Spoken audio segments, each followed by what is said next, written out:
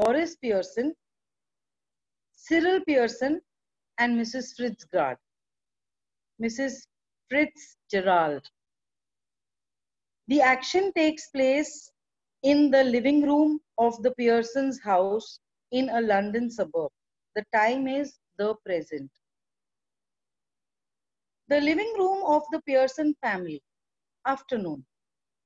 It's a comfortably furnished, much lived in room in a small suburban, semi-detached villa. See the kind of details that are fitted into each sentence.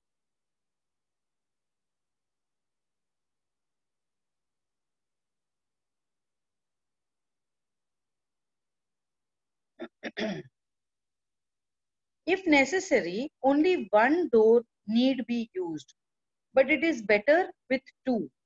One up left leading to the front door and the stairs, and the other in the right wall leading to the kitchen and the back door. At the beginning of the play, the author is expected to write the setting that would be how the stage has to be set up. So this is that. The author is writing how the stage has to be set up for the play to be enacted.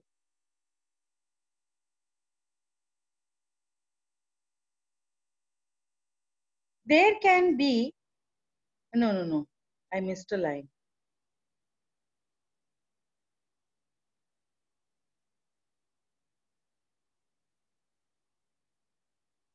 But it is better with two. One up left leading to the front door and the stairs, and the other in the right wall leading to the kitchen and the back door. There can be a muslin covered window in the left wall and possibly one in the right wall too. The fireplace is assumed to be in the fourth wall. There is a settee upright, settee meaning like a bench, like a cot, an armchair down left and one down right. A small table with two chairs on either side of it stands at the center. When the curtain rises, it is an afternoon in early autumn and the stage can be well lit. Mrs. Pearson at right and Mrs. Fitzgerald at left are sitting opposite each other at the small table on which are two teacups and saucers and the cards with which Mrs. Fitzgerald has been telling Mrs. Pearson's fortune. The cards, you know, the tarot card sort of. Mrs. Pearson is a pleasant but worried looking woman in her 40s. Mrs. Fitzgerald is older, heavier, and a strong and sinister personality. She is smoking. It is very important that these two should have sharply contrasting voices. Mrs. Pearson speaking in a light, flurried. No, we don't have to learn all these details, Kushi. Mrs. Pearson speaking in a light, flurried sort of tone with a touch of suburban cockney, perhaps. That is a kind of accent.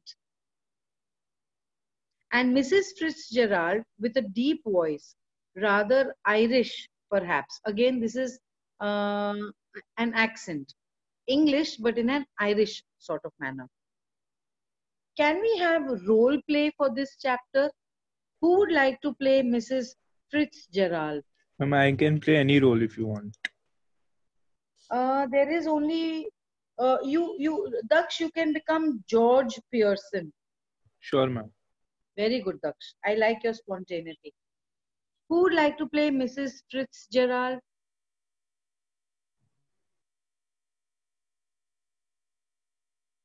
Some girl, please volunteer.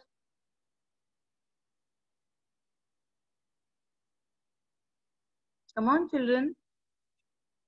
Sonal? Yes, ma'am. Can you play Mrs. Fitzgerald? Yes, ma'am. So you will be reading her. So you'll be, yeah? Yes, ma'am. Anyone else would Ma'am, like can I to? play Cyril? From which? Advait, what do you want to play? Ma'am, can I play Cyril? Cyril, Yes, Cyril, Cyril Cyril. Pearson. Okay, Cyril Pearson. Okay. And what about Mrs. Pearson? Who wants to volunteer for that?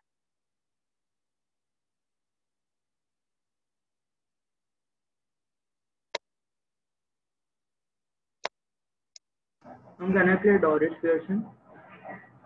Doris is a girl, Aryan. Is it okay? Chalega? Okay, Aryan, you play Doris Pearson. What about Pratiksha?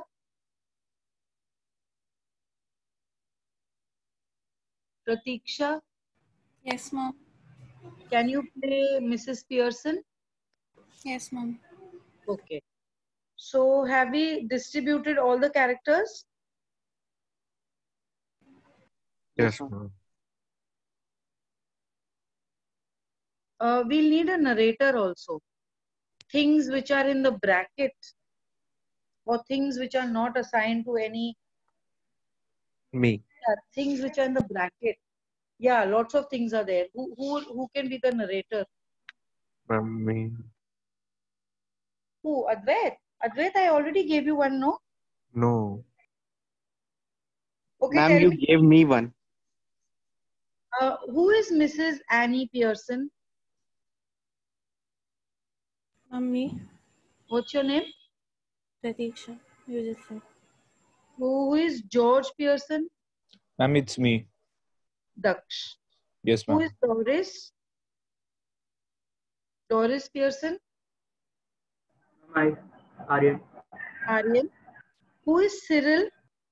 Ma'am, me. Parth. Parth. Who is Mrs. Fitzgerald? Ma'am, I, Sonal. Sonal. Who is the narrator? Me, Advait. Advait. Okay. So all the roles have been assigned. Mrs. Fitzgerald, that is Sonal. Please start. Yes, ma'am. But Ma'am, whatever is in the bracket has to be read by the narrator. Okay. So Advait, you have to start. Collecting up the card. and that's all I can tell you, Mrs. Pearson. Could be a good fortune, could be a bad one. All depends on yourself now. Make up your mind, and there it is. Yes, thank you, Mrs. Fitzgerald. I'm obliged, I'm sure. It's wonderful having a real fortune teller living next door. Did you learn that out east too? I did. 12 years I had of it. With my old man rising to be a lenient quartermaster, he learnt a lot, and I learnt a lot more. But will you make up your mind now, Mrs. Pearson, dear? Put your foot down once and for all, and be the mistress of your own house and the boss of your own family. Smiling apologetically. That's easier said than done. Besides, I'm so fond of them, even if they are so thoughtless and selfish. They don't mean to be. Cutting in. But I would be better for them if they learn to treat you properly. Yes, I suppose it would, in a way. No doubt about it all. Who is the better for being spoiled? Grown man, lad, or girl? Nobody. You think it does and good when you run after them all the time, take their orders as if you were the servant in the house. Stay at home every night while they go out enjoying themselves. Never in all your life. It's the ruin of them as well as you. Husbands, some sons, daughters should be taking notice of wives and mother, not giving orders and treating them like dirt. And don't tell me you don't know what I meant for. I know more than you have told me. WSN. I keep dropping a hint. Hint, it's more than hints your family needs, Mrs. Pearson. WSLeaf. I suppose it is, but I do hate any unpleasantness, and it's so hard to know where to start. I keep making up my mind to have it out with them, but somehow I don't know how to begin. She glances at her watch or at a clock.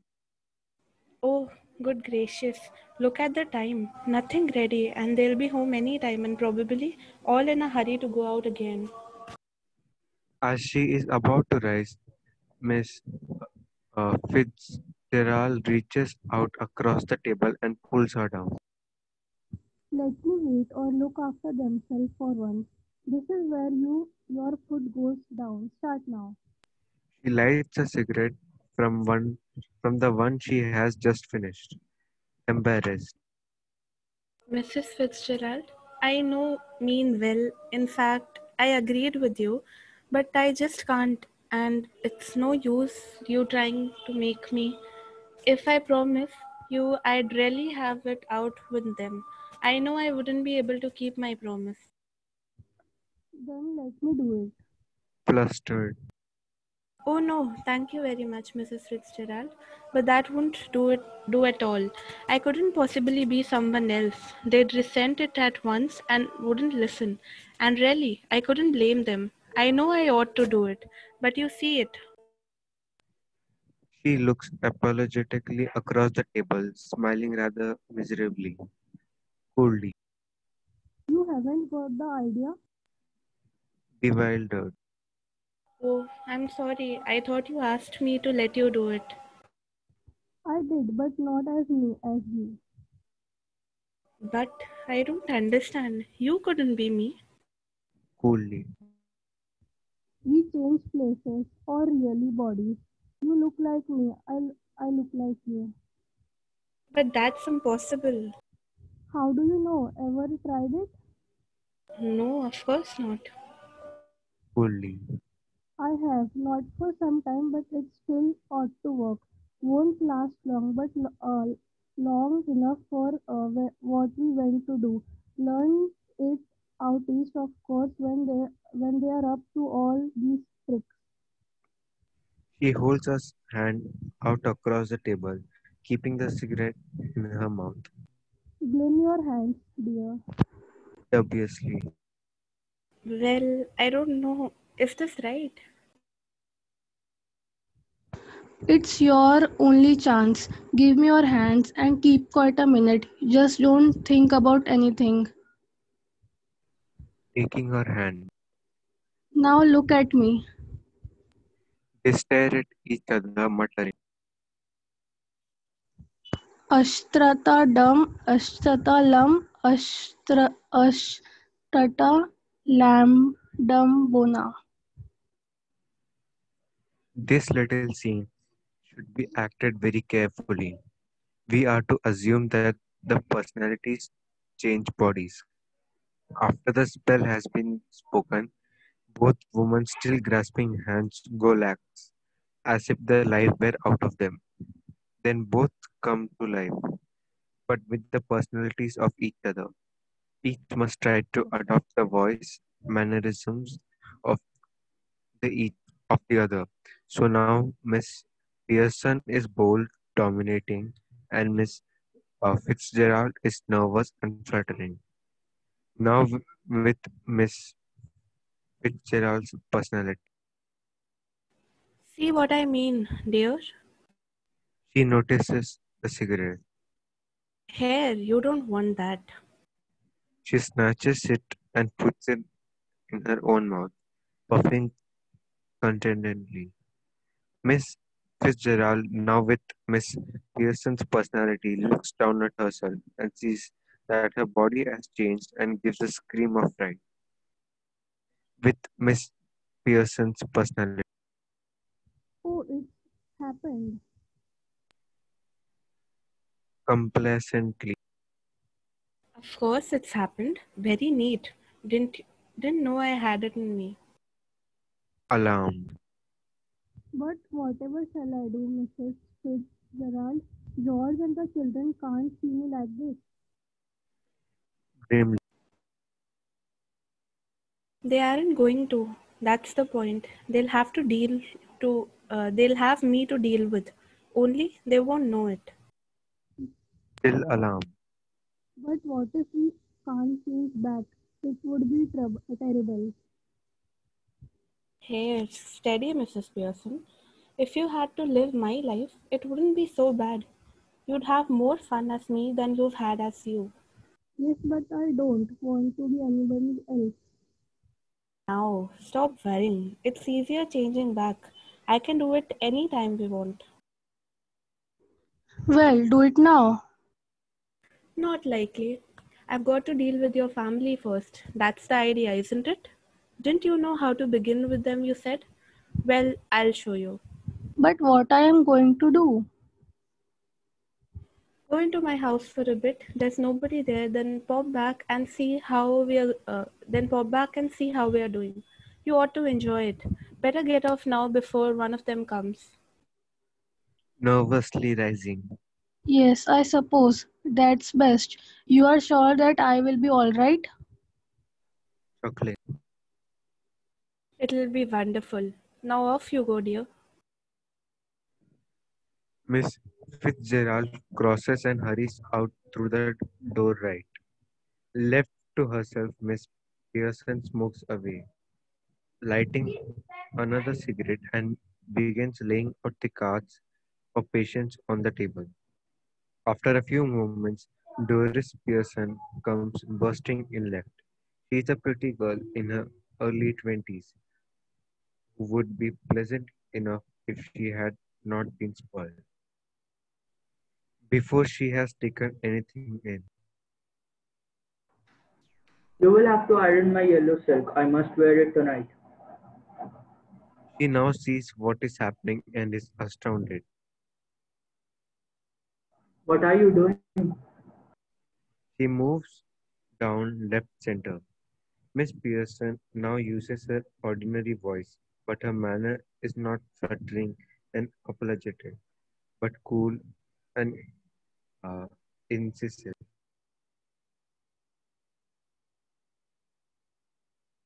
Not even looking up. What do you think I am doing? Whitewashing the ceiling? Still astounded. But you are smoking. That's right, dear. No law against it, is there? But I thought you didn't smoke. Then you thought wrong? Are we having tea in the kitchen? Have it where you like, dear. Angrily. Do you mean it isn't ready? Yours isn't. I've had all I want. Might go out later and get a square meal at the Clarendon. Hardly believing her ears. Oh, might. I might. Who do you think? Staring at her.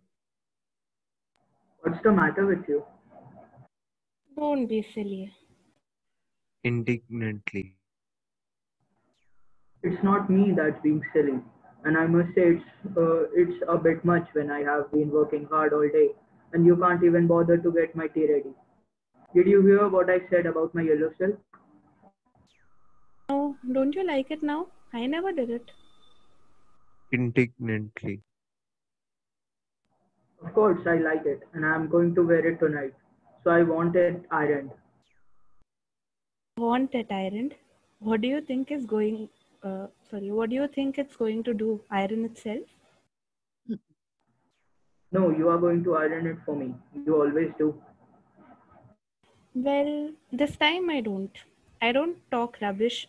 I don't talk rubbish to me about working hard. I have a good idea about how much you do, Doris Pearson. I put in twice the hours you do and get no wages, nor thanks for it. What are you going to wear? Why are you going to wear your yellow silk? Where are you going? Sulkily. Out with Charlie Spence. Why? Wildly. Why? What's the matter with you? Why shouldn't I go out with Charlie Spence if he asks me and I want to? Any objections? Go on, you might as well tell me. Severely. Can't you find anybody better? I wouldn't be seen dead with Charlie Spence, buck teeth and half-witted. Isn't? When I was of your age, I'd have found someone better than Charlie Spence or given up myself as a bad job. Nearly in tears. shut up. Doris runs out left. Mrs. Pearson chuckles and begins putting the cards together. After a moment, Cyril Pearson enters left. He is the masculine counterpart of Doris, briskly. Hello, mom. Tea ready? No, Why Moving to the not? table, annoyed. I couldn't bother. Feeling off color or something? Never felt better in my life. Aggressively. What's the idea then? Just a change. Briskly. Well, snap out of it, ma, and get crackling. Haven't too much time. Cyril is about to go when Mrs. Pearson's voice checks in. I have plenty of time. Yes, but I haven't. Got a busy night tonight. Moving left to the Did you put my things out? cool. Can't remember, but I doubt it. Moving to the table, protesting. Now look, when I asked you this morning, you promised.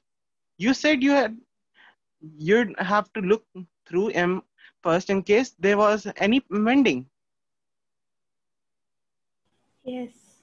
Well, now I've decided I don't like Monday. That's a nice way to talk. What would happen if we all talk like that? You all do talk like that. If there's something at home you don't want to do, you don't do it. If it's something at your work, you get the union to bar it. Now, all that's happened is that I've joined the movement. Stagger. I don't get this. What's going on? Laconic and sinister.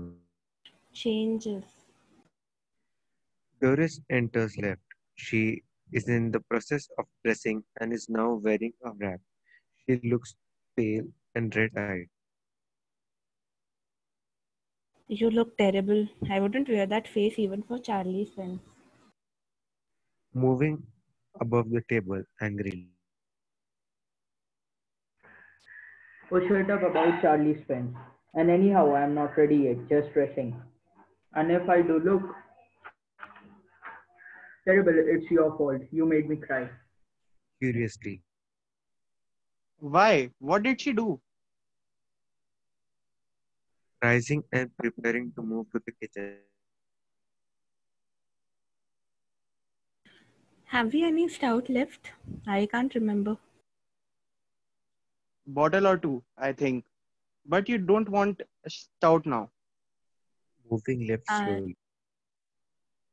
I do. What for? Turning at the door. To drink, you clot. Mrs. Pearson exits right. Instantly, Cyril and Doris are in a huddle, close together at left center, rapidly whispering. Has she been like that with you too? Yes, no tea ready. Couldn't care less. Well, I'm glad it's both of us. I thought I would have done something wrong. So did I. But it's her, of course. She was smoking and playing cards when I came in. I couldn't believe my eyes. I asked her if she was feeling off color and she said she wasn't.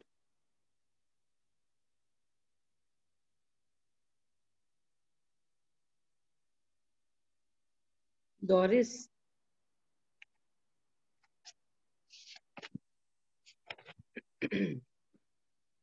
where is Aryan gone? Hello?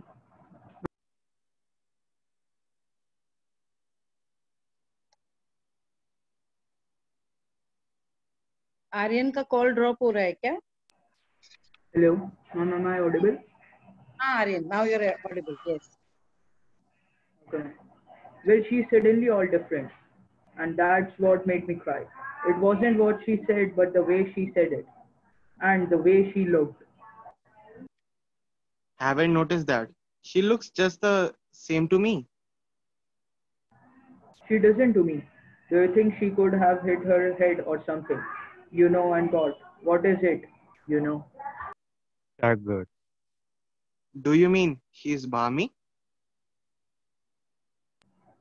No, you face it. Caution? She might have. Sounds far-fetched. Well, she's far-fetched, if you ask me. She suddenly begins to giggle. Now then, what is it?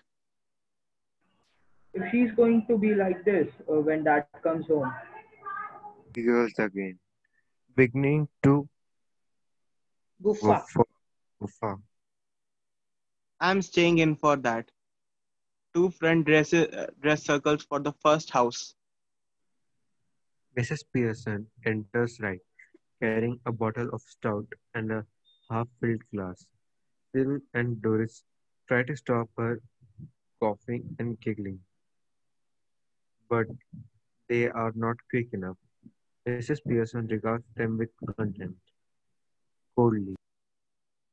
You two are always talking about being grown up. Why don't you both try for once to be of your age? She moves to the settee and Can't we sits. laugh now?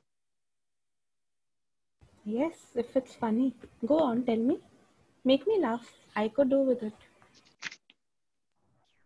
you never understand our jokes, Mom. I was yawning at your jokes before you were born, Doris. Almost tearful again. What's making you talk like this? What have we done? Promptly.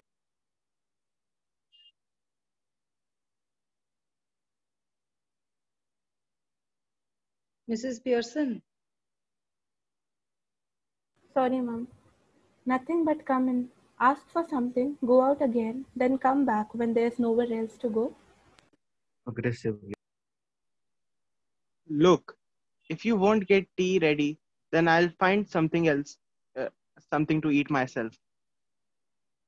Not help yourself. He takes a sip of stout, turning on his way to the kitchen. Mind you, I think it's a bit thick. I've been working all day. Same here. Calmly. 8 hour day. Yes, 8-hour day. And don't forget it. I've done my 8 hours. That's different. Of course it is. Calmly. It was. Now it isn't. 40-hour week for all now. Just watch it at the weekend when I have my 2 days off. Doris and Cyril exchange alarmed glances. Then they stare at Mrs. Pearson, who returns their look calmly. Must grab something to eat. Looks as if I'll need to keep my strength up. Cyril exits to the kitchen, moving to the city anxiously.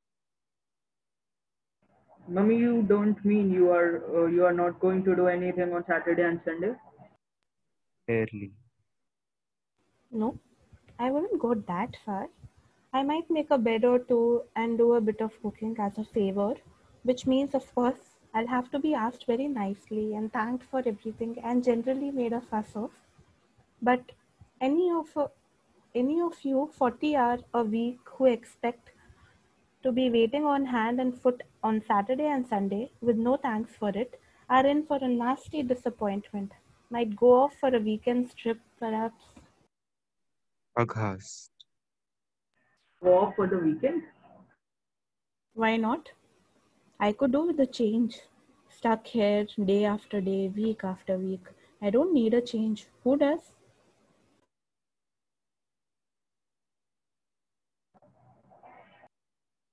But where would you go? Who would you go with? That's my business. You don't ask me where you should go and who you should go with, do you? That's different. The only difference is that I'm a lot older and better able to look after myself. So it's you who should do the asking. Did you fall or hit yourself with something? Coldly. No, but I'll hit you with something, girl, if you don't stop asking silly questions. Doris stares at her open mouth, ready to cry. Oh, this is awful. She begins to cry, not passionately, coldly. Stop blubbering. You're not a baby. If you're old enough to go out with Charlie Spence, you're old enough to behave properly. Now stop it. George Pearson enters left. He's about 50, fundamentally decent but solemn, self-important, pompous. Preferably, he should be a heavy, slow-moving type. He notices Doris' tears. Hello, what's this? Can't be anything to cry about. Through sobs. You will see. Did she say? Doris, Sorry. Doris runs out left with a sob or two on the way. George stares after her a moment, then looks at Mrs. Pearson. Did she say you'll see? Yes? What did she mean? Better ask her. George looks slowly again at the door, then at Mrs. Pearson. Then he notices the stout that Mrs. Pearson raises for another sip. His eyes almost bulge. Stout? Yes? Amazed. What are you drinking stout for? Because I fancied some. At this time of day? Yes? What's wrong with it at this time of the day? Bewildered. Nothing, I suppose, Annie, but I've never seen you do it before. Well, you're seeing me now? With heavy distaste. Yes, and I don't like it. It doesn't look right. I'm surprised at you. Well, Well, that ought to be a nice change for you. what do you mean? It must be some time since you were surprised at me, George. I don't like surprises. I'm all for a study going on. You ought to know that by this time. By the way, I forgot to tell you this morning I wouldn't want any tea. Special snooker match night at the club tonight. And a bit of supper going. So no tea, that's all right. There isn't any. Sorry. That's all right. There isn't any. Astonished. You mean you didn't get any ready?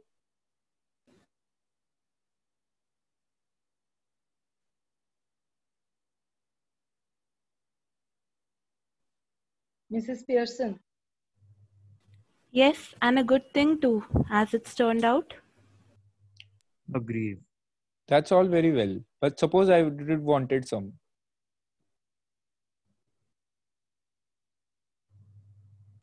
My goodness, listen to the man, annoyed because I don't get tea for him. And he doesn't even want, even tried that at the club. Tried what at the club? Going up to the bar and telling them you don't want a glass of beer but you're annoyed because they aren't already poured it out. Try that on them and see what you get. I don't know what are you talking about.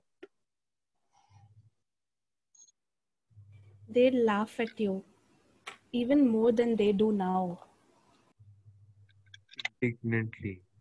Laugh at me? They don't laugh at me. Of course they do. You ought to have found that out by this time. Anybody else would have done. You're one of their standing jokes, famous.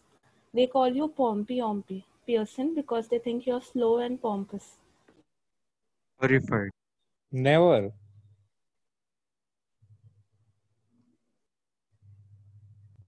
It's always beaten me why you shouldn't want to spend so much time at a place where they're always laughing at you behind your back and calling you names, leaving your wife at home night after night, instead of going out with her who doesn't make you look a fool.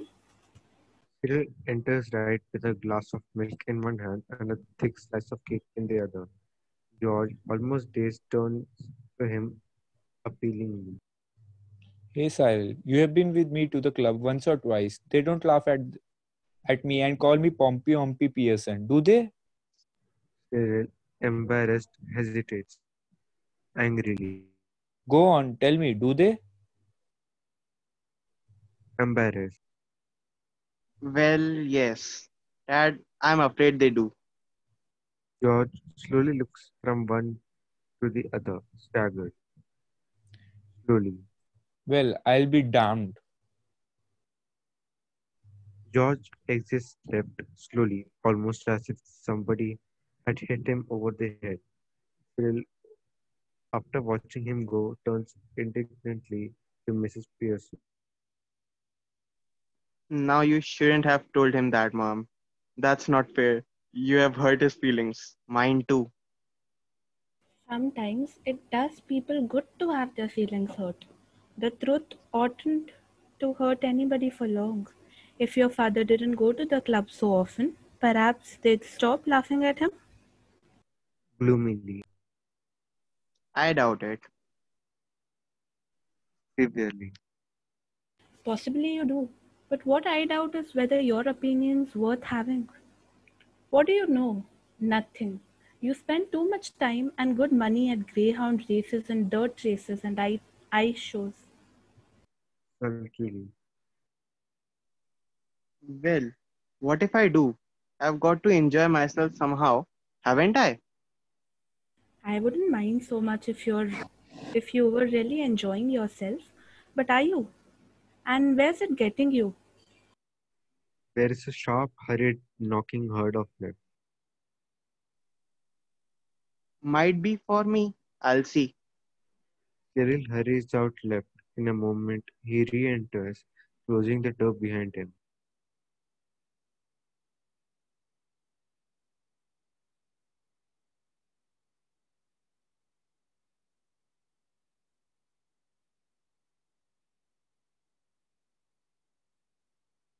What happened? Mrs. Pearson. No, Ma'am, Cyril. it is Cyril's line. Huh? Cyril has to continue. Mine is then might be for me. I'll see. It There's after a that. line after the bracket. Cyril. Okay. It's Okay. that It's silly no. old bag from next Okay. door. Okay. Okay. It's mine Oh, only. huh. It's the is that silly old bag from Nesjo, Mrs. Fitzgerald. You don't want her here, do you? Sharply. Certainly I do. Ask her in. And don't call her a silly old bag either. She's a very nice woman with a lot more sense than you'll ever have. Okay, just pause, all of you. Are you able to understand what is happening here? Yes, ma'am. The two ladies have switched bodies. Okay, the two ladies have very different mentalities. One is a a complete homemaker who wants to keep serving her family, and it's a nice thing if the family is appreciative about it.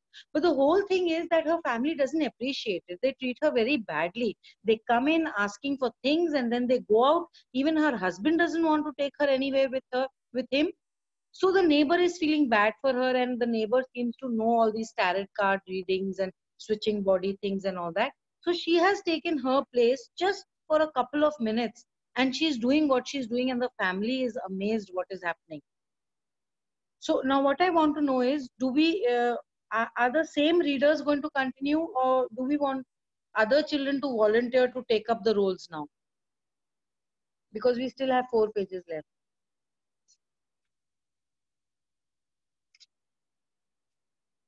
Is there anyone in the class who wants to volunteer for a particular character? Okay, ma'am, I want to play this character.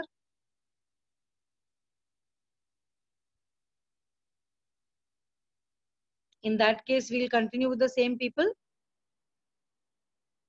Yes, ma'am. Yes, Okay. ma'am. So I think the narrator has to say now. Yes. Cyril exits left. Mrs. Pearson finishes her stout, smacking her lips. Cyril re-enters left, ushering in Mrs. Fitzgerald, who hesitates in the doorway. Come in, Mrs. Fitzgerald. Moving to left center anxiously, I just wondered is if everything all right? sulkily, No, it isn't. sharply, Of course it is. You be quiet. indignantly, and loudly, Why should I be quiet? shouting, Because I tell you to, you silly, spoiled young person. protesting nervously, Oh no, surely. severely, Now, Mrs. Fitzgerald, just let me manage my family on my own, please. Yes, but Cyril? sulkily, sulky, and glory. My Pearson to you, please, Mrs. Fitzgerald. Cyril stalks off into the kitchen.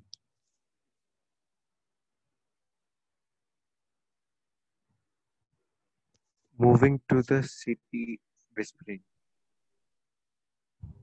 Oh dear, what's happening? calmly, Nothing much, just putting them on their places. That's all. Doing what you ought to have done long since. Is George home? he sits beside Mrs. Pearson on the city. Yes, I've been telling him what they think of him at the club. Well, they think a lot of him, don't they? No, they don't. And now he knows it. Nervously, Oh dear, I wish you hadn't, Mrs. Fitzgerald. Nonsense. Doing them all a world of good. And they'll be eating out of your hand soon, you'll see. I don't think I want them eating out of my hand. impatient. Well, whatever you think, they'll be doing it. All three of them. Mark my words, Mrs. Pearson. George enters left glumly. He is unpleasantly surprised when he sees the visitor. He moves to the armchair left, sits down heavily and glumly, lights his pipe. Then he looks from Mrs. Pearson to Miss Fitzgerald, who is regarding him anxiously. Just looked in for a minute. I suppose Miss Fitzgerald. Who doesn't know what to say, what she is saying. Well, yes, I suppose so, George. Aghast, George? Oh, sorry. nervously, Oh, I am sorry. impatiently, What does it matter? Your name is George, isn't it? Who do you think you are? Duke of Edinburgh? angrily. What he's got to do with it? Just tell me that. And isn't it bad enough without her calling me George? No T. Pompey Pearson. And poor Doris has been crying her eyes out upstairs. Yes, crying her eyes out. Wailing, Oh dear, I ought to have known. staring at her annoyed. You ought to have known. Why ought you have to known? Nothing to do with you, Miss Fitzgerald. Look, we are at 6 and 7s here. Just now. So perhaps you'll excuse us. Before Mrs. Fitzgerald can reply, I won't excuse you, George Pearson. Next time a friend and a neighbor comes to see me, just say something when you see her. Good evening or how do you do or something, and don't just marching in and sit without a word. It's bad manners. nervously, No, it's all right. No, it's all right. Sorry, no, it isn't all right. We'll have some decent manners at this house, or I'll know the reason why. Well,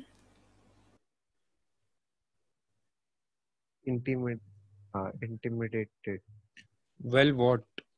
taunting him. why don't you get off to your club? Special night tonight, isn't it? They'll be waiting for you, wanting to have a good laugh. Go on then. Don't disappoint them.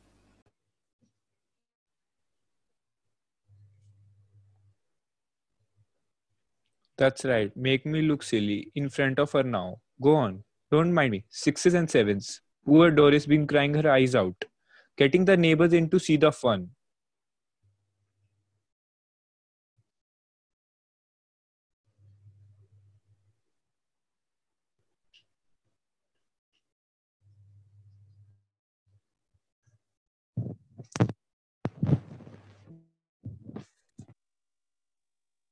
Yes, children. Ma'am, it's the narrator's line. Suddenly losing his temper, glaring at Mrs. Pearson and shouting, All right, let's let her hear it. What's the matter with you? Have you gone barmy or what? jumping up savagely. If you shout at me again like that, George Pearson, I'll slap your big, fat, silly face. Moaning.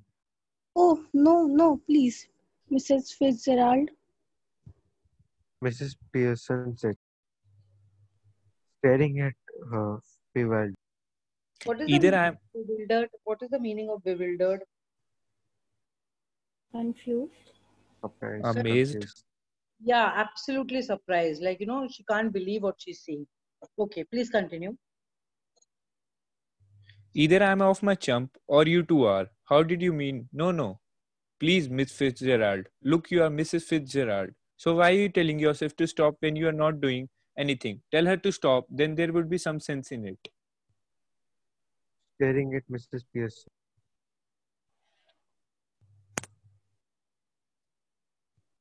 George, you have to say. Ma'am, it's line of Miss Pearson. No, there's a line. Okay, sorry. I Yeah. think you must be tidily. Starting up savagely. Say that again, George Pearson. Intimidated. Intimidate. All right, all right, all right. Doris enters left slowly, looking miserable. She is still wearing the wrap. Mrs. Pearson sits on the settee, Hello, Doris dear. miserable. Hello, Mrs. Fitzgerald. I thought you were going out with Charlie Spence tonight. Annoyed.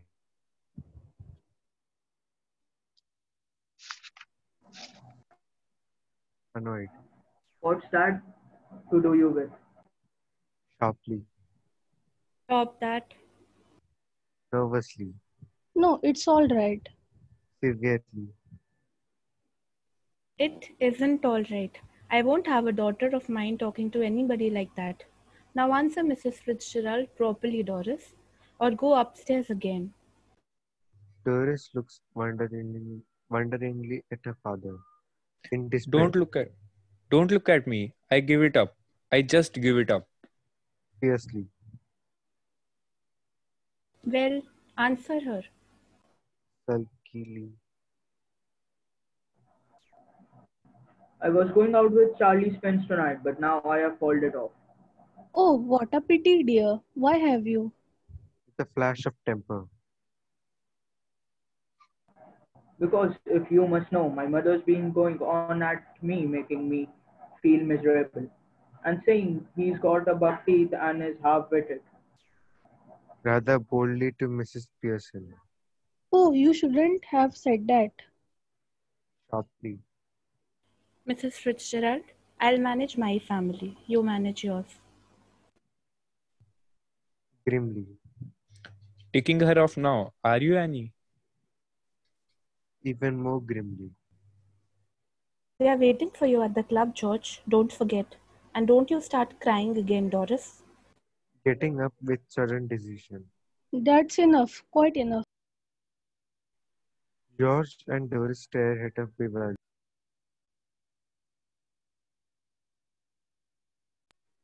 To Doris, to George and Doris. Now listen, you two. I want to have a private little talk with Mrs. Fitz. She corrects herself hastily. With Mrs. Pearson. So I will be obliged if you will leave us alone for a few minutes. I will let you know when we have finished. Go on, please. I promise you that you won't regret it. There is something here that only I can deal with. Rising. I'm glad somebody can, cause I can't. Come on, Doris. George and Doris exit left. As they go, Mrs. Fitzgerald moves to left on the small table and sits. She eagerly beckons Mrs. Pearson to do the same thing. Mrs. Fitzgerald, we must change back now. We really must. Rising. Why? Because this has gone far enough. I can see they are all miserable and I can't bear it. A bit more of the same would do them good, making a great difference already. She moves to right up the table and sits. No, I can't stand any more of it. I really can't. We must change back. Hurry up, please, Mrs. Fitzgerald.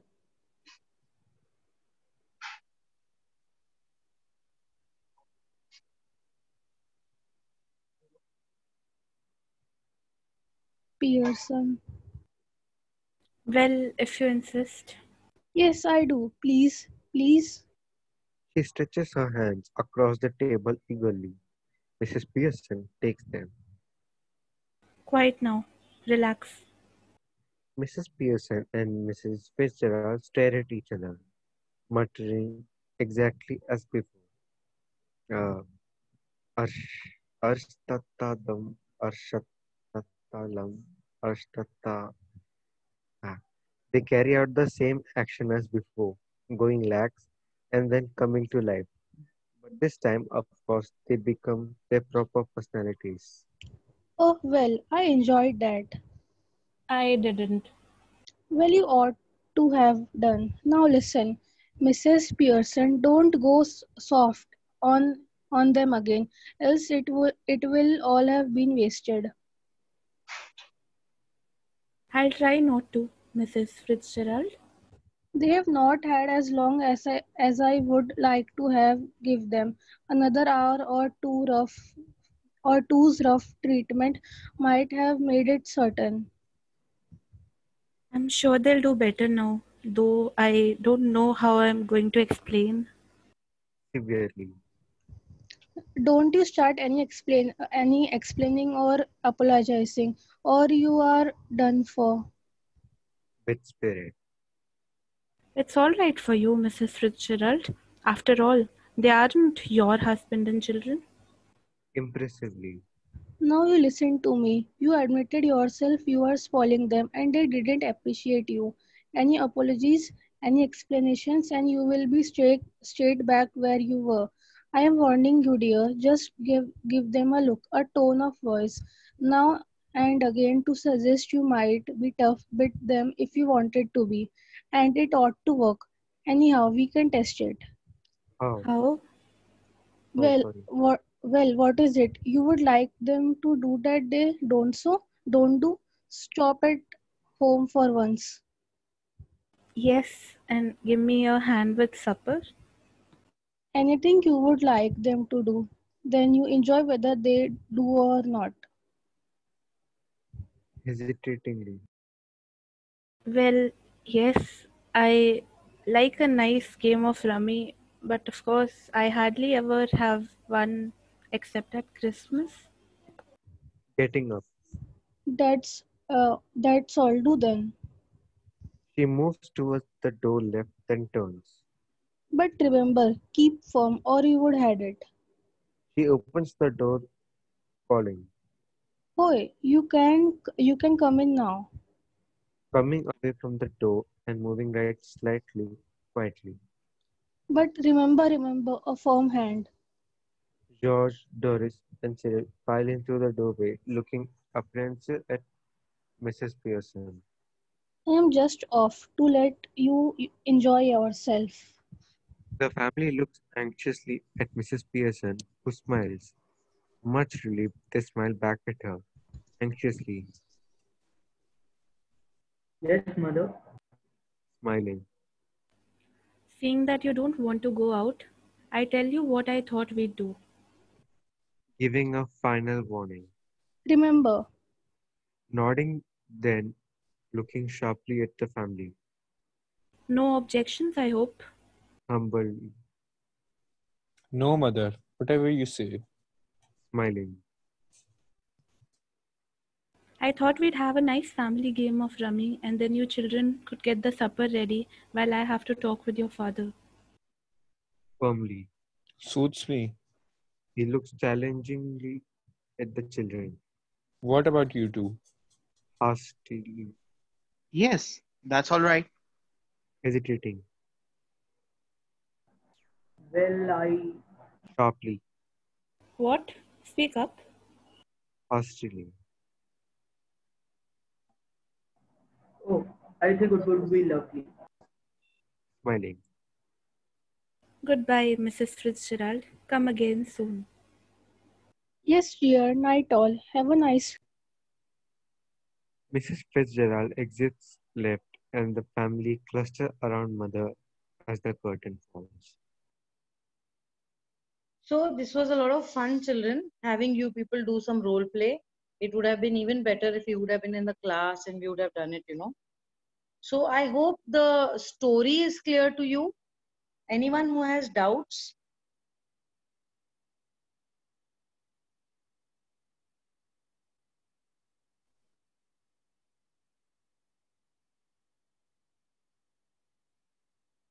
So first we have Mrs. Annie Pearson and Mrs. Fitzgerald having a time together. Then we see how Mrs. Fitzgerald outlines a plan to kind of reform Annie's family. Then we see that Doris gets a shock. Then we see that Cyril gets a shock. Then there's an argument between Doris and Annie Pearson. Then there's some discussion between Doris and Cyril. Then Annie remarks about her family. Then Mr. George Pearson is in shock as he sees his wife's behavior. Then the real Mrs. Annie Pearson returns. And then Mrs. Annie Pearson and Mrs. Fitzgerald go back to their original personalities. Actually, I have a doubt. हाँ बोलो बेटा. I'm at page number 52. My last dialogue was no matter whatever we say, but they are both husband and wife. So Page number I didn't- 50. 52. 52. Yes, हाँ. ma'am. Fifth dialogue, George. No mother, whatever you say. This? Yes, ma'am. So you have a doubt about mother? Yes, ma'am. So in Britain, no, the husband and the wife address each other as mother, father once Okay, they ma'am. become parents. Yeah. Okay. Any other doubts, anyone? Any meaning of any word that you did not understand? In that case, can we discuss the question Ma'am, answers? one meaning, sulkily, what does it mean? Sulks, to sulk means, you know, to feel sad, and that's why I kind of throw a tantrum कि मुझे बुरा लग रहा है, that way. Sulkily, मतलब feeling sad manner. Okay, ma'am. Any other word? Stout, you people understood, is kind of an alcohol beverage drink. Yes, ma'am. It's a beer actually.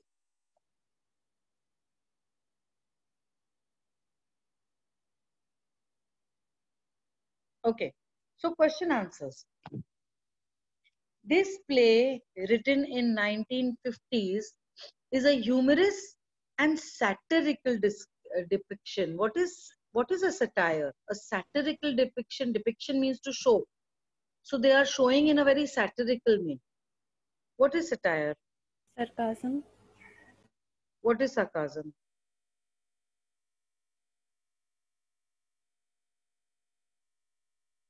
When you are trying to show the society something that is happening wrong in the society, but you are not doing it in the manner of sermonizing or preaching. You are doing it in a humorous manner. That is satire. तो यहाँ पे क्या किया है, एक joking, light-hearted sort of play है, but it is speaking for the rights of women in the house. It is speaking for the status that is given to the mother of the house. She is the wife of her husband. She is the mother of her kids. Now the kids and the husband are all dependent on this lady, but they treat her very badly. So it's a satire.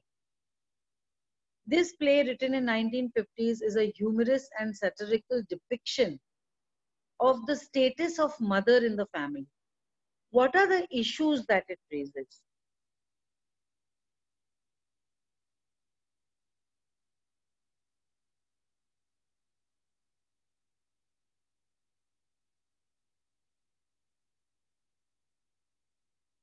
What would you say? Ma'am, about the housewife, they work for long. Very good. Like an unpaid servant. Yes, ma'am. Very good. What else?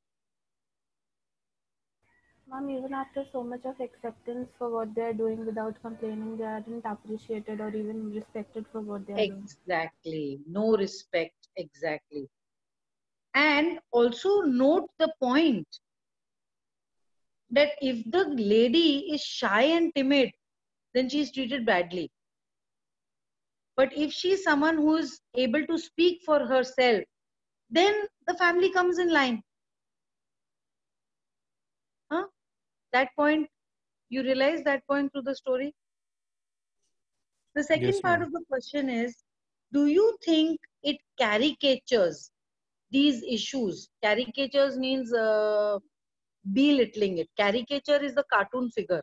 So, matlab, does it belittle, does it make it small, these issues?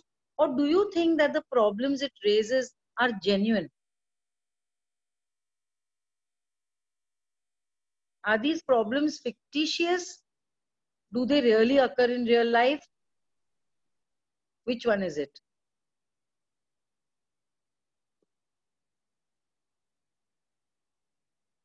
Are they fictitious or do they really occur in real life? Ma'am, they really occur in real life. So these are Very not much genuine. caricatures. Yeah, these Yes, are ma'am. genuine issues. Yes. How does the play resolve the issues? No, ma'am, the woman should stand up for her rights. They should stand up. See, in the play, the woman doesn't really stand up for her rights. In the play, there is an interchange of personalities. Yes, ma'am. Yes. So the question is, how does the play resolve the issue? Chanting a magic spell helps in the interchange of personalities between Mrs. Annie Pearson and Mrs. Fitzgerald. Then Mrs. Annie Pearson, with the strong personality of Mrs. Fitzgerald, gives a rough treatment to her daughter, son, and husband. Her stern look and tough tone suggests to them that she can be really tough. The spoiled members of Annie's family are brought around to behave properly by this means. Thus, the play resolves the issue that was raised by the play itself. Do you agree with the resolution?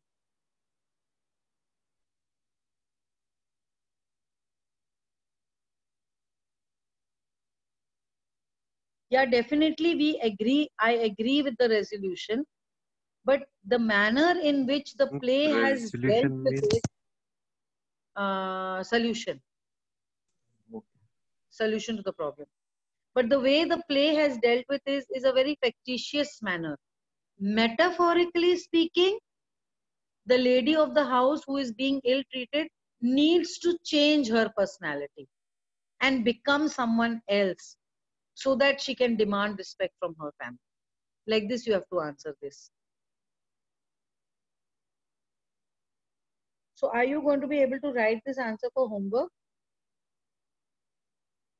yes, ma'am. Yes, ma'am. Yes, ma'am. So, the first homework will become page number 52, question 1. Each of the parts of the question should be answered as a different paragraph. Okay, this is very important from the board exam point of view. Yes, Question ma'am. 2. If you were to write about these issues today, what are some of the incidences, examples, and problems that you would think of as relevant? Relevant meaning आज की date में भी है. Ma'am, domestic violence. Domestic violence. So you have to write around 100 to 150 words for this answer. So you will have to elaborate that although this is written in 1950, but it was written with UK in mind. But if we look at our country, these problems still exist in a very major manner. It's very commonplace to happen. If I were to write about some of the relevant issues today, I won't have to go very far. The same incidences happen in many families, including our own.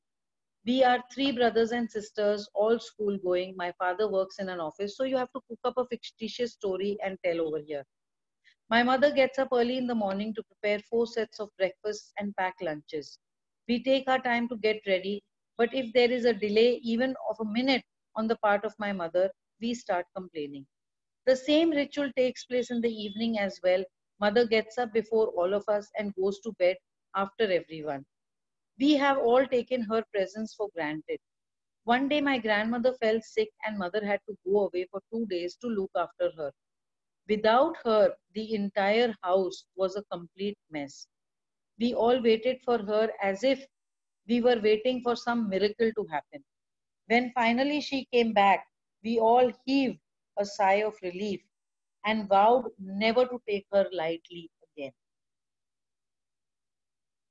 Clear? Yes, ma'am. Question First 3. and second question we have to write as No, home. 3, 4, and 5 also, Daksh. Okay, ma'am. Question 3. Is drama a good medium for conveying a social message? Discuss. You see, questions like this can also come in the exam. It's a question from your textbook. So when you look at a question like this, don't get all lost कि अरे बाप रे क्या लिखना है इस answer के लिए. Yes, drama is a very good and forceful medium for conveying a social message. It raises the issues which are common in today's world and makes them clear to everyone. There is a very old cliche, seeing is believing. When we hear something, we retain a little. When we read, we retain some more. But when we see, we remember the most.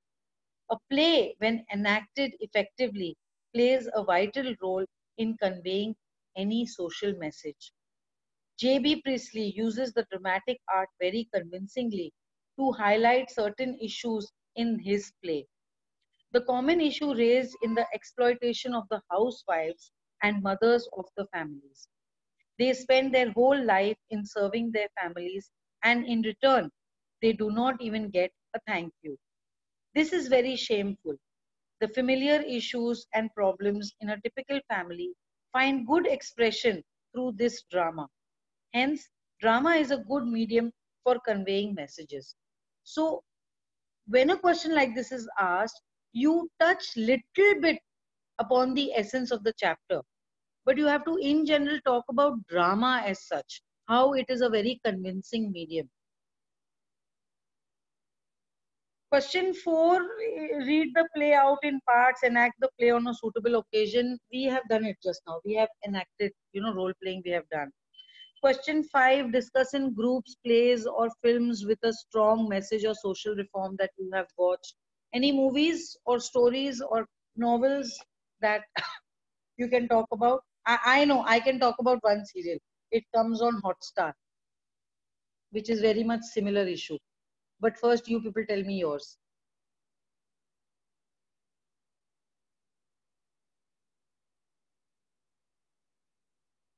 No one?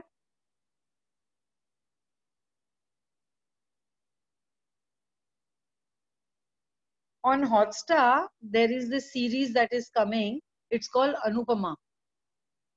Anyone familiar?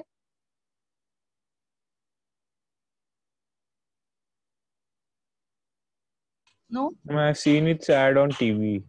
हाँ मतलब किसी तुम लोग की mummy watch करती होगी शायद. Obviously, you people will watch different type of programs. Oh, it's the remake of a Marathi serial. What was the Marathi serial called?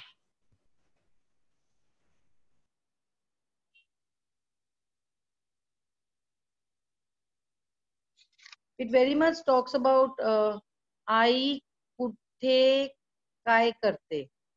आई कुठे काय करते. आई कुठे काय करते. Like, mom, where are you and what are you doing? Like that. आई कुठे काय करते. Okay. Now, one thing I want to, before ending this lecture now, one thing that I want to tell you is that after having read these lessons, if you have really got the essence of what Priestley is trying to say, all of you can make your mom feel a little special today. Just maybe you can go and tell her at a personal level, because we are not kids now, we're grown up, no? So at a personal level, you can go and tell her, Mama, throughout the lockdown, no maids, and yet you have managed the house so well. I'm grateful to you, Mama. Thank you very much. And I wish I can also do for you what you're doing for me. If ever you are tired, feel free to tell me. I know I have my studies, but you feel free to tell me if there is some work I can do for you. You can assign me some duties. Maybe, just as simple as filling the bottles and putting them in the fridge, whatever. So you give her that helping hand. काम नहीं भी करोगे ना, मम्मा को सिर्फ जाके इतना बोलोगे कि मम्मा, if you need anything, you tell me. I'll spare some time for you. She will feel good. Okay. Try to make her also a participant of the family. ये नहीं कि हम सब खाना खा रहे हैं, मम्मा रोटी बना रही है. मम्मा को बोलो सारी रोटियां बना लो, and then you also sit with us. हम सब टीवी देख रहे हैं, मम्मा काम कर रही है. You go and help her. 5 minute जल्दी काम खत्म हो जाएगा. She'll come and sit. Sometimes go and give her a glass of water कि मम्मा इतनी देर से काम कर रहे हो. If you want water, have. ऐसे छोटी छोटी चीजें, ठीक है? You don't have to go out and buy things for her. The gestures speak louder than materialistic things. So you have question number 1, 2, 3 for homework, correct? Or 4 also? And fourth is just reading the play. Yeah. So 1, 2, and 3 is for homework. Do it and send a pic to me. Some students are doing it. All students are not doing it. Homework अगर आप करते भी हो तो photo खींच के मेरे को भेजते नहीं हो, तो do that. Click a snap and send it to me on my personal WhatsApp so that I know that yes, you have done your homework. ठीक है? Any doubts or you're clear about this chapter? No, ma'am. No doubts. No. Shall we conclude the lecture then today? Yes, ma'am. Okay, children, have a nice day. I had a nice lecture with you today. Role playing करने में मजा आया. Thank you, ma'am. Thank you, Daksh. Thank you, Pratiksha. Very nice, Sonal. और कौन था हमारा इसमें? Advait. Thank you, Advait. Aryan. Very good. Very nice. Good reading.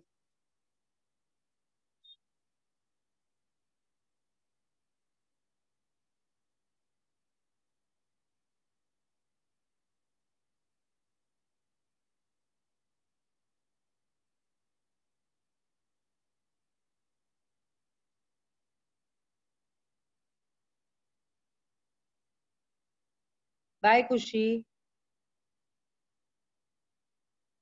Thank you, ma'am. Thank you, beta. Thank you, ma'am. Thank you, ma'am. Parth, you read very well. Parth, you read very well. Thank you, ma'am. Thank you, Daksh. Thank you, Daksh, who was that? Yeah, thank you. Thank you, ma'am. Thank you, ma'am. Thank you, Rushik. Pratiksha, you read very well, beta. Thank you, ma'am.